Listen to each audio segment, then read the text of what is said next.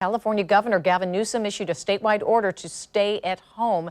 It's effective immediately. He says people need to do the right thing. And we are also learning that a 34-year-old California man has died from coronavirus after visiting Florida's theme parks. Disney World offering condolences now to the man's family after that man traveled from Los Angeles to Orlando March 2nd for a work conference, then stayed a few extra days. TMZ says that he visited Disney and Universal Orlando. The top headlines include a projection on the West Coast for an explosion of cases over a 2-month period. Now, there's also a plan to get money into the pockets of Americans who need it and a warning about travel. Since COVID-19 was just discovered in December, there are no specific treatments for the virus and no vaccine. President Trump says he has pushed the FDA to fast-track antiviral treatment, asking to eliminate barriers. For instance, a drug to treat malaria could be made available almost immediately to treat coronavirus. It's going to be very exciting. I think it could be a game changer, and maybe not. The president may get a chance as early as next week to put in place a plan for cash payments to fight the impact of coronavirus on the economy. Negotiations have heated up for a massive bill expected to cost about $1 trillion.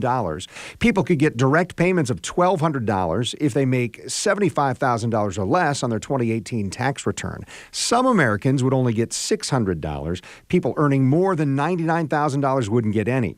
And then there was shocking news from California, where the governor opened up the letter he sent to President Trump. Let me be candid. This is a very sober thing to say, and I can't say this with certainty, but I can say this quite learnedly. Gavin Newsom says more than half the people in his state could be infected if projections are true. That's 25.5 million people over an 8-week period. Newsom's letter says the case rate has been doubling every 4 days. And the numbers continue to climb around the country. This afternoon, Georgia's governor pointed to the most tragic of the cases that we're counting. We have now lost 10 Georgians to COVID-19.